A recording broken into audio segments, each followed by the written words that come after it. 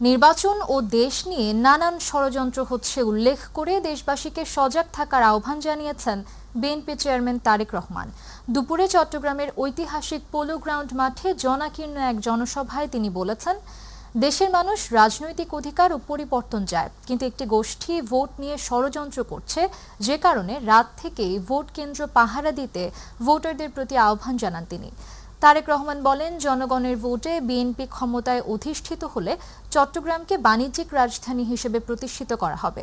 এছাড়া তিনি বিভিন্ন নির্বাচনী অঙ্গীকার তুলে ধরে বলেন, বিএনপি শুধু প্রতিশ্রুতি দেয় না, বিএনপি তা বাস্তবায়নও করে।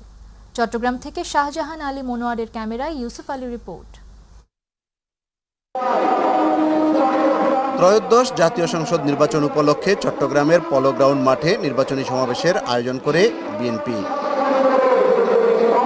২০ বছর পর সমাবেশে অংশগ্রহণ করে চট্টগ্রামবাসীকে হাত নেড়ে শুভেচ্ছা জানান বিএনপির chairman Tarique Rahman. Family card পৌঁছে দিতে চাই। তিনি বলেন, দেশ ও নির্বাচন নিয়ে নতুন ষড়যন্ত্র শুরু হয়েছে। বিগত 15 বছর যেভাবে আপনাদের রাজনৈতিক এবং অর্থনৈতিক অধিকার ছিনিয়ে নেওয়া হয়েছিল, সেরকম একটি ষড়যন্ত্র আবারও শুরু হয়েছে। আপনাদের প্রতি আমার আহ্বান, এই ষড়যন্ত্র সম্পর্কে সকালে সজাগ থাকবেন, সতর্ক থাকবেন, যাতে আবার আপনাদের অধিকার কেউ ছিনিয়ে নিতে না পারে। আপনাদের ভোটের অধিকার, আপনাদের কথা বলার অধিকার, আপনাদের বেঁচে থাকার অধিকার যাতে আবার কেউ ছিনিয়ে নিতে না পারে। বিগত সরকারের মতো ভোট জালিয়াতি রোধ করতে সবাইকে সজাগ থাকার আহ্বান জানান তারেক রহমান। তার জন্য নামাজ পড়বেন এবং ভোট কেন্দ্রের সামনে গিয়ে, যার যেই ভোট কেন্দ্রের সামনে গিয়ে ফজরের নামাজ জামাত করে আদায় করবেন এবং তারপরে লাইন দিয়ে ভোটের জন্য দাঁড়িয়ে যাবেন যখনই ভোট কেন্দ্র করবে। পারবেন ইনশাআল্লাহ। জনগণের ভোটে বিএনপি ক্ষমতায় অধিষ্ঠিত হলে জিয়াউর রহমান ও বেগম খালেদা জিয়ার অসমাপ্ত কাজ বাস্তবায়ন করার ঘোষণা দেন দলের চেয়ারম্যান তারেক রহমান। দেশনেত্রী খালেদা জিয়া উদ্যোগ গ্রহণ করেছিলেন, কিন্তু সময়ের অভাবে সম্পন্ন করে যেতে পারেনি। আমরা দেখেছি বিগত 15 বছরে এই ব্যাপারে কোনো উদ্যোগ কেউ গ্রহণ করেনি। এই উদ্যোগ যদি গ্রহণ করা হয়, তাহলে শুধু এই চট্টগ্রামের মানুষ নয়, সমগ্র চট্টগ্রাম সহ সারা দেশে বহু মানুষের কর্মসংস্থান হবে।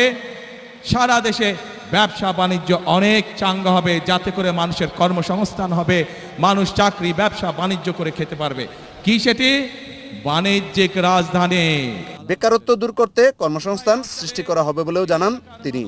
12 তারিখের নির্বাচনে আপনাদের রায়ে ইনশাল্লাহ বিএনপি সরকারের গঠনে সক্ষম হলে পরে আমরা এই ইপিজেড এর সংখ্যা বৃদ্ধি করব। কে ইপিজেড এর মতন আরো ইপিজেড আমরা তৈরি করব, যাতে আরো লক্ষ লক্ষ তরুণ সমাজের সদস্যরা সেখানে চাকরি সংস্থান করতে পারে, কর্মসংস্থান করতে পারে। মানুষের দৈনন্দিন জীবনযাপন সহজ করতে নানা সুবিধা দেওয়া হবে বলেও ঘোষণা দেন BNP chairman Tarique Rahman. BNP যেই প্রতিশ্রুতিগুলো দিয়েছে, সেগুলো ইনশাল্লাহ বিএনপি সরকারে গেলে ধীরে ধীরে আমরা বাস্তবায়ন করব। 12 তারিখের নির্বাচনে আপনারা যদি বিএনপিকে ধানের শীষে জয়যুক্ত করেন, তাহলেই একমাত্র আমরা এই পরিবর্তনগুলো করতে পারবো। আপনারা কি আছেন? বাণিজ্যিক রাজধানী খ্যাত চট্টগ্রামের এই সমাবেশে বিএনপির চেয়ারম্যান তারেক রহমান বলেছেন, দেশকে গণতন্ত্রের পথে পরিচালিত করতে বিএনপির বিকল্প নেই।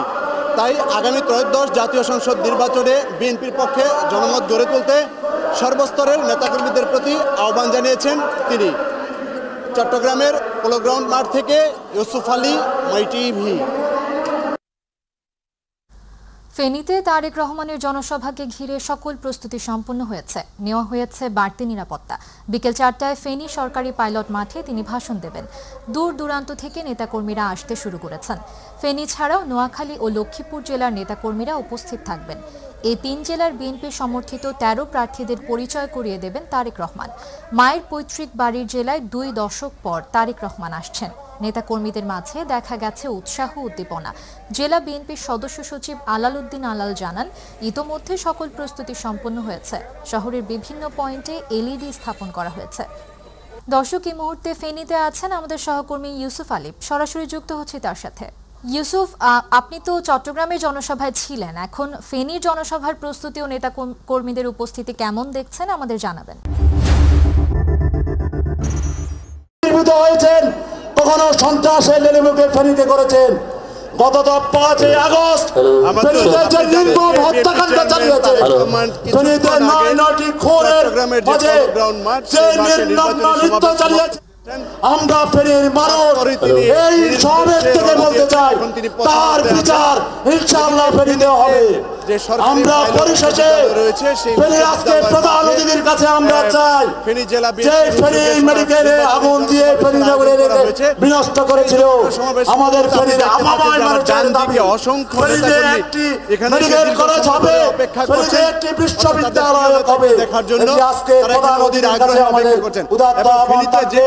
পরিশেষে সবাইকে আমাদের প্রধান অতিথিদেরকে নির্বাচিত করার জন্য যারা তফসিল ঘোষণার পর থেকে খেতে যাচ্ছেন এবং প্রধান অতিথির বক্তব্য রেখেছেন এবং এখানে ফেনী সরকারি পাইলট স্কুল মাঠে এসে হাজির হয়েছেন। যার যেখানে দায়িত্ব দায়িত্ব সেই দায়িত্বকে আমরা এখানে অধীর আগ্রহে অপেক্ষা করছেন বিএনপি চেয়ারম্যান তারেক রহমান শপথ বাক্যের মতো পাঠ করে তাদের সামনে আগামী আমি আমার বক্তব্য শেষ করছি। বাংলাদেশ জিন্দাবাদ, বাংলাদেশ জাতীয়তাবাদী দল জিন্দাবাদ। আপনার ফেনী কলেজ মাঠ, ফেনী স্কুল যে মাঠটি, সেই মাঠটি প্রায় কানায় কানায় পরিপূর্ণ হয়ে গেছে দলীয় নেতাকর্মীদের পদচারণায়। এখানে বিভিন্ন শ্রেণী পেশার মানুষ এখানে এসে দলীয় নেতাকর্মীদের পাশাপাশি তারা অংশগ্রহণ করেছে। আগামী ত্রয়োদশ জাতীয় সংসদ নির্বাচনকে কেন্দ্র করে যে সমাবেশের আয়োজন করা হয়েছে, সেই সমাবেশ উপলক্ষে ফেনী জেলার শীর্ষ নেতৃবৃন্দ ইতিমধ্যে মঞ্চে আসন করেছেন। এখানে প্রধান অতিথি রয়েছে, তিনি সংগ্রামী সভাপতি ফেনী জেলা বিএনপির বিপ্লবী আহ্বায়ক অধীর আগ্রহে অপেক্ষা জননেতা শেখ ফরিদ বাহার জাতীয় সংসদ নির্বাচনে মঞ্চে উপস্থিত সংসদীয় আসন রয়েছে, বিএনপির কেন্দ্রীয় নেতৃবৃন্দ মনোনীত প্রার্থীদেরকে বিজয়ী করতে 12 ফেব্রুয়ারি নির্বাচনে আনার জন্য বৃহত্তর নোয়াখালী থেকে উদ্দেশ্যে হয়তো বিএনপি মনোনীত সংসদ সদস্য প্রার্থীগণ তার যে প্ল্যানের কথা বলেছেন, বৃহত্তর ফেনী সহ বৃহত্তর নোয়াখালীর আপামর জনতা আসসালামু আলাইকুম। দলের নেতাকর্মী প্রিয় সাথী ভাইরা, যাতে করে আগামী 12 ফেব্রুয়ারি যে নির্বাচন হতে যাচ্ছে, সেই নির্বাচনে যাতে বৃহত্তর নোয়াখালী থেকে আপনারা নির্বাচিত করা বৃহত্তর নোয়াখালীর বিএনপি মনোনীত সকল প্রার্থীকে বিপুল ভোটে নির্বাচিত করে দেশনেত্রী বেগম খালেদা জিয়া তাদের জ্যেষ্ঠ সন্তান তারেক রহমানের মুখকে উজ্জ্বল করবেন। তারেক রহমানকে আগামী নির্বাচনে সেই নির্দেশনা বৃহত্তর নোয়াখালীর 13টি আসন বিপুল ভোটে নির্বাচিত করে উপহার দিয়ে বাংলাদেশের জাতীয়তাবাদী সরকার প্রতিষ্ঠায় এগিয়ে নেবেন। এবং আমি আজকের এই জনসভায় আমাদের প্রধান অতিথির কাছে আমাদের কয়েকটি দাবি উপস্থাপন আমরা ফেনীতে একটি মেডিকেল কলেজ চাই, একটি পূর্ণাঙ্গ বিশ্ববিদ্যালয় চাই, আমরা নির্বাচনী সমাবেশের একটি ক্যান্টনমেন্ট চাই। ইউসুফ, আপনাকে ধন্যবাদ। দর্শক, ফেনী থেকে সরাসরি যুক্ত ছিলেন সহকর্মী ইউসুফ আলিফ। চলে যাচ্ছি পরবর্তী সংবাদে। দোষারোপের রাজনীতি থেকে বেরিয়ে আসতে তরুণদের পরামর্শ নিতে চান, এমনটাই জানিয়েছেন বিএনপির chairman Tarique Rahman. Polo ground মাঠে জনসভার আগে সকালে চট্টগ্রামে তরুণদের সঙ্গে পলিসি টকে যোগ দিয়ে এই কথা বলেন তিনি। এদিন সকাল 10টা নাগাদ চট্টগ্রামের রেডিসন ব্লু হোটেলে শুরু হয় এ মতবিনিময়। ক্ষমতায় গেলে সারা দেশে 20,000 কিলোমিটার খাল খননের পরিকল্পনার কথা জানান বিএনপির চেয়ারম্যান। এতে বৃষ্টিতে সৃষ্ট জলাবদ্ধতা নিরসনের পাশাপাশি ভূগর্ভস্থ পানির মজুতও বাড়ানো সম্ভব হবে বলেও মন্তব্য করেন তিনি। তারেক রহমান বলেন, রাজনীতি করতে গিয়ে আমরা একে অপরকে দোষারোপ করি, সেখান থেকে বেরিয়ে এসে দেশ গড়তে তরুণদের পরামর্শ নিতে চাই। অনুষ্ঠানে নিজের পরিকল্পনা জানানোর পাশাপাশি তারুণ্যের ভাবনাও শোনেন তারেক রহমান। কিন্তু এই বিষয়টা আমাদের অর্থনীতি করে আসার পরে সোশ্যাল মিডিয়াতে দেখলাম সেটা হচ্ছে একটা দেশ কিন্তু শুধু একটা সরকার গড়ে তুলতে পারে না, একটা দেশকে সকলে মিলে গড়ে তুলতে হয়। আপনার নিজের ফ্যামিলিতে যেগুলো রুলস রেগুলেশন ট্রেডিশন আছে, ঐতিহ্য আছে, শুধু কি আপনার বাবা এবং মা মিলেই কি সেটা ঠিক রাখতে পারে? না, আপনাদের প্রত্যেকের, আপনার যত ভাই বোন আছেন, আত্মীয় স্বজন আছেন, আপনাদের প্রত্যেকের পার্টিসিপেশনই কিন্তু আপনার ফ্যামিলির ট্রেডিশন বা ঐতিহ্য বা যা রুলস রেগুলেশন আছে সেগুলো আপনারা ঠিক রাখেন। দেশে চাঁদাবাজির পেশা ভালো চলছে উল্লেখ করে বাংলাদেশ জামায়াতে ইসলামীর আমির ডাক্তার শফিকুর রহমান বলেছেন, ভবিষ্যতে আর কাউকে চাঁদাবাজি করতে দেয়া হবে না। দুপুরে রাজধানীর যাত্রাবাড়িতে ঢাকা 4 ও 5 আসনে নির্বাচনী জনসভায় তিনি এসব কথা বলেন। ডাক্তার শফিকুর রহমান বলেন, এই দেশে নতুন একটি পেশা এখন ভালো চলছে, এই পেশার নাম চাঁদাবাজি। তিনি চাঁদাবাজদের ভালো হওয়ার আহ্বান জানিয়ে বলেন, যদি তারা তা না করে তাহলে তাদের লাল কার্ড দেখানো হবে। ইলেকশন ইঞ্জিনিয়ারিং এর ষড়যন্ত্র হচ্ছে অভিযোগ করে তিনি যুব সমাজকে ভোটের অধিকার রক্ষার লড়াই অব্যাহত রাখার আহ্বান জানান। তিনি বলেন, যারা ন্যায়কে ভয় পায় তারাই দাঁড়িপাল্লাকে পছন্দ করে না। পরে তিনি রাজধানীর ধূপখোলা মাঠের পৃথক সমাবেশে যোগ দেন। ইনশাল্লাহ এই জায়গার ঋণই আমরা পরিশোধ করব সবার আগে। আপনারা যে সমস্যাগুলোর কথা বলেছেন, আলহামদুলিল্লাহ আপনারা এগুলা তুলে রাখেন। আল্লাহ যদি আমাদেরকে সুযোগ দেন, আমরা কথা দিচ্ছি আমাদের দুয়ারে দুয়ারে আর অফিস আদালতে আপনাদেরকে ঘুরতে হবে না ইনশাআল্লাহ। আজ যেমন এসেছি, অতীতে যেমন শহীদ পরিবারের পঙ্গু যোদ্ধাদের পরিবারের পাশে এসেছি, আগামীতেও আপনাদেরকে খুঁজে বের করে আপনাদের সাথে বসবো, ডায়ালগ করব, সবাই মিলে সমাজের সমাধান করবো ইনশাআল্লাহ। দর্শক, এই মুহূর্তে রাজধানীর ধূপখোলা মাঠে জামায়াতে ইসলামের জনসভায় বক্তব্য রাখছেন জামায়াতের আমির। আমরা সরাসরি চলে যাচ্ছি সেখানে। আর হারিয়ে যেতে দিবেন না। আগামী 12 তারিখ প্রথম ভোটটি হবে ইনশাআল্লাহ আজাদির পক্ষে। হা মানে আজাদি, না মানে গুলামি। বলুন, গুলামি না আজাদি? গোলামি না আজাদি?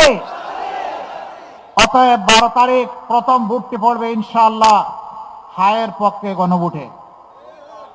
আপনারা সবাই রাজি আছেন? সবাই রাজি? আলহামদুলিল্লাহ। এই কয়েকজন রাজি হইলে গণভোট পাস করবে? প্রত্যেকটা মানুষের হাত উঠে ভোট নিশ্চিত করার জন্য আজ থেকে আমরা যুদ্ধে নামবো ইনশাআল্লাহ।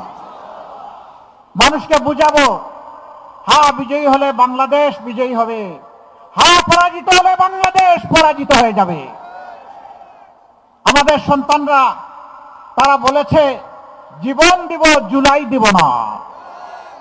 আমরা বলছি জুলাই শহীদেরা প্রয়োজনে জীবন দিব, তবুও তোমাদের সাথে দেওয়া কথা রক্ষা করব ইনশাআল্লাহ। জুলাই কারো হাতে তুলে দেব না। জুলাই মানুষের, জুলাই কারো একার নয়। আমাকে মাফ করবেন, আমাদের রাষ্ট্রের বর্তমান দায়িত্বশীল দেশের বাইরে একটা গুরুত্বপূর্ণ দেশে গিয়ে একজনকে বলেছিলেন তিনি মাস্টার মাইন্ড। সর্বপ্রথম আমি মুখ খুলেছিলাম যে আমি এটা মানি না। একজনকে যদি মাস্টার মাইন্ড বলা হয়, বাকি সমস্ত শহীদদেরকে আন্ডার মাইন্ড করা হয়। অতএব একক কোনো মাস্টার মাইন্ড এই যুদ্ধের ছিলেন না, 18 কোটি মানুষই মাস্টার মাইন্ড ছিলেন। আমরা আপনাদের কাছে ওয়াদাবদ্ধ, আর জুলুমের শাসন ফিরে আসুক আমরা তা চাই না। জুলুমের বিরুদ্ধে আমাদের লড়াই শুরু হয়েছে, শেষ হয়নি। এই জন্য এখনো যুবকদের স্লোগান আবু সাইদ মুগ্ধ, শেষ হয়নি যুদ্ধ। এই যুদ্ধ চলবে ইনশাআল্লাহ। বাংলাদেশের মানুষকে মুক্তির মঞ্জিলে না পৌঁছাতে পর্যন্ত আমাদের যুদ্ধ, আমাদের লড়াই থামবে না। সকল সভ্য দেশের সাথে আমাদের বন্ধুত্বপূর্ণ সম্পর্ক থাকবে, কিন্তু কারো চোখ রাঙ্গানি আমরা মেনে নেব না, কাউকে প্রভু মানব না। সবাইকে বন্ধু মানতে রাজি আছি, বুকে জড়িয়ে আলিঙ্গন করতে রাজি আছি। শর্ত একটা, এখানে অবশ্যই পারস্পরিক শ্রদ্ধাবোধ এবং সাম্য থাকতে হবে। আর এই জাতি কারো কাছে মাথা নত করবে না। আমরা সম্প্রতি কিছু উৎপাত দেখতে পাচ্ছি এখান থেকে ওখান থেকে। বাংলাদেশের মানুষ যখন মুক্তির সন্ধানে তাদের সিদ্ধান্ত নিতে যাচ্ছে, তখন আমাদের আভ্যন্তরীণ ব্যাপারে অনেকে প্রকাশ্যে হস্তক্ষেপ করছেন। আমরা তাদের প্রতি বিনয়ের সাথে শক্ত কণ্ঠে অনুরোধ জানাবো, মেহেরবানি করে আমাদের আভ্যন্তরীণ বিষয়ে আর নাক গলাতে আসবেন না। এতদিন নাক গলে যে তরল পদার্থ বের হয়েছে, মেহেরবানি করে টিস্যু দিয়ে এখন এটা সামলে নেন। আর নাক গলানো আমরা দেখতে চাই না। বাংলাদেশ মাথা উঁচু করে বিশ্বের দরবারে দাঁড়াবে ইনশাআল্লাহ। যুবক যুবতী, তরুণ তরুণী, আমরা তোমাদেরকে বেকার ভাতা দিব না, রাষ্ট্রের সম্পদ থাকলেও দিব না। কেন দিব না জানো? বেকার ভাতা এখানে বেকারের মহাসাগর তৈরি করবে। আমরা তোমাদেরকে অপমানিত করতে চাই না, আমরা তোমাদেরকে সম্মানিত করতে চাই। আমরা তোমাদের হাতগুলাকে দেশ গড়ার কারিগরের হাতে পরিণত করতে চাই। প্রত্যেকটি হাতে আমরা কাজ তুলে দিতে চাই। আমাদের তরুণ তরুণী যুবক যুবতীরা কারো কাছে দয়ার বেকার ভাতা চায় না।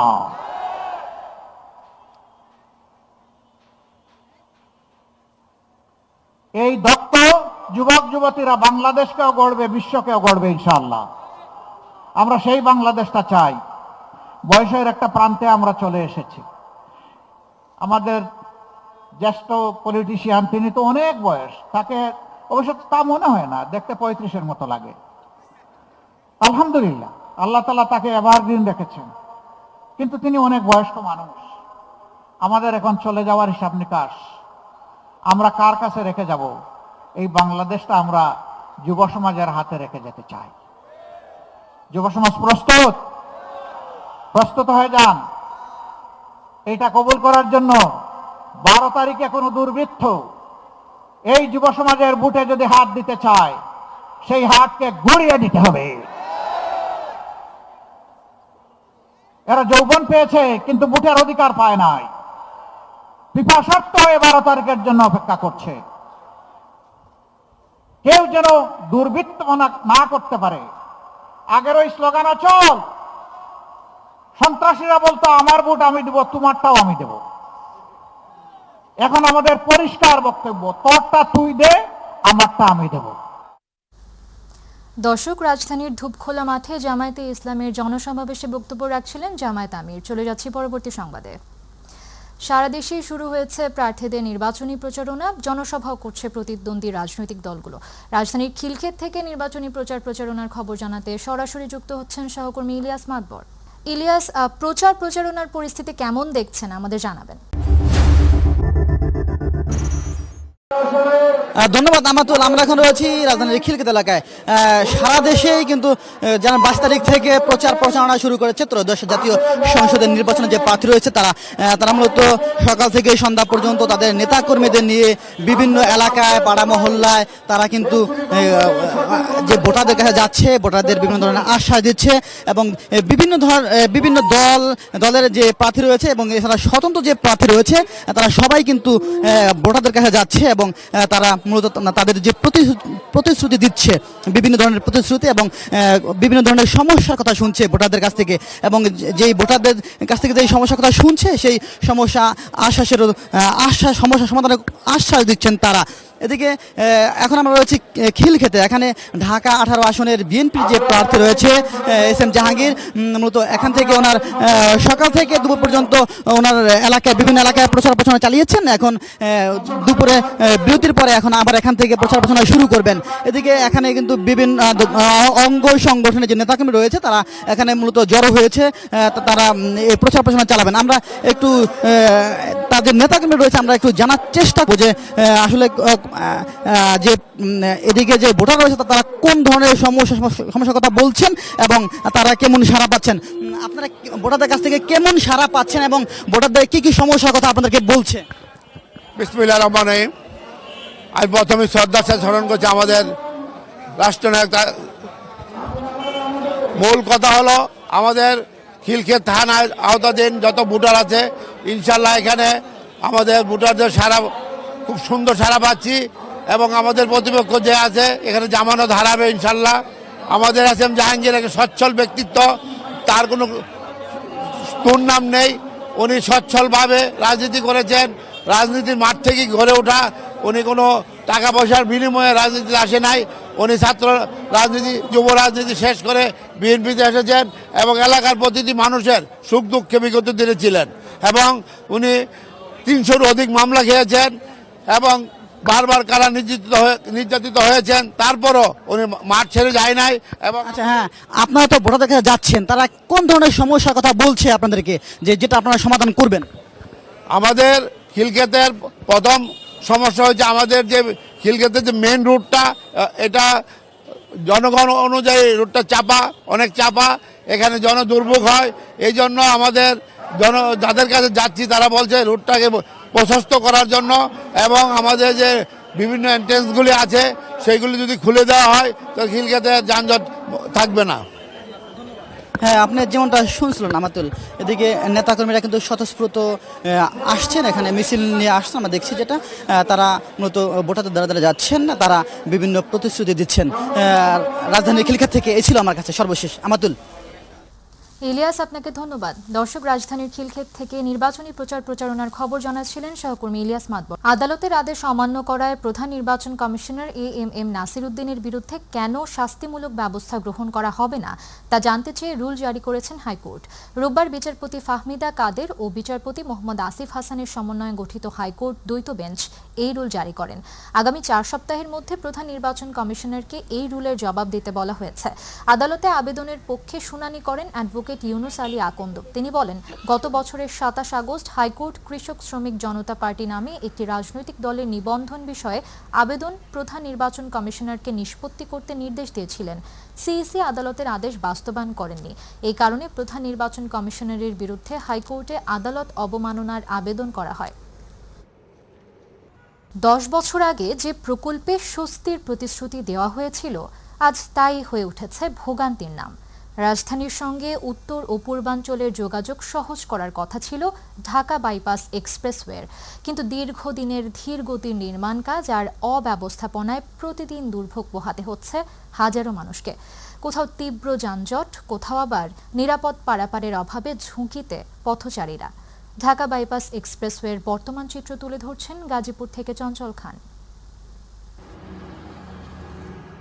গাজীপুর মহানগরীর বুগরা বাইপাস এলাকায় বুগরা থেকে নারায়ণগঞ্জের মদনপুর পর্যন্ত 48 কিলোমিটার ঢাকা বাইপাস সড়কের মাত্র 18 কিলোমিটার অংশ সাময়িকভাবে যান চলাচলের জন্য উন্মুক্ত করা হয়েছে। বাকি অংশে চলছে ধীরগতির নির্মাণ কাজ। এর ফলে প্রতিনিয়ত সৃষ্টি হচ্ছে তীব্র যানজট, পাশাপাশি বাড়ছে দুর্ঘটনার আশঙ্কাও।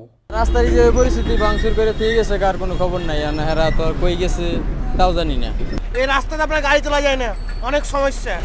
অল্প একটু ভালো, আবার সামনে ভাঙাচুরা আছে, ওটা রাস্তা এগুলো চলাচলের অনেক সুবিধা হবে। এই দীর্ঘ সড়কে পর্যাপ্ত আন্ডারপাস ও ফুটওভার ব্রিজ না থাকায় ঝুঁকি নিয়ে ব্যস্ত সড়ক পারাপার হচ্ছেন সাধারণ মানুষ। স্থানীয় বাসিন্দা ও সামাজিক কর্মীরা বহুবার ফুটওভার ব্রিজের দাবি জানালেও বাস্তবে নেই কোনো অগ্রগতি। বৃষ্টির দিনে তো আবার এই চলাফেরা করলে সমস্যা, কাদা হয় অনেক, দেখা যায় অনেক গাড়িরও সমস্যা হয়। দ্রুত কাজ হোক, এটাই আবেদন আর কি, যাতে আমরা সবাই ভালোভাবে চলতে পারি। চলতি বছরের মধ্যেই ঢাকা বাইপাস এক্সপ্রেসওয়ে পুরোপুরি চালু করার আশ্বাস দেন প্রকল্প পরিচালক। প্রজেক্টের কাজটা শেষ হবে ব্যাপারে আমাদের আপাতত যে পরিকল্পনা, তাতে এই বছরের ডিসেম্বর নাগাদ শেষ হবে আশা করি আমরা, একদম ভোগড়া থেকে শুরু করে মদনপুর পর্যন্ত। দফায় দফায় সময় বাড়ানো, এক যুগ ধরে চলা এই প্রকল্পে বিলম্ব এখন শুধু উন্নয়নগত সমস্যা নয়, এটি জনদুর্ভোগ ও জননিরাপত্তারও বড় প্রশ্ন। শীতকালে ধুলাবালি এবং বর্ষায় খানাখন্দগুলো পরিপূর্ণ থাকে পানি এবং কাদাতে। কর্তৃপক্ষ বলছে ঢাকা বাইপাস এক্সপ্রেসওয়ের 48 কিলোমিটার মধ্যে 18 কিলোমিটার কাজ সম্পন্ন হলেও বাকি কাজ ডিসেম্বরের মধ্যেই শেষ করবে। নানান প্রতিবন্ধকতা শেষ করে দ্রুতই যান চলাচলের জন্য স্বাভাবিক করে দেবে বলে জানিয়েছেন কর্তৃপক্ষ। চঞ্চল খান, মাই টিভি, গাজীপুর।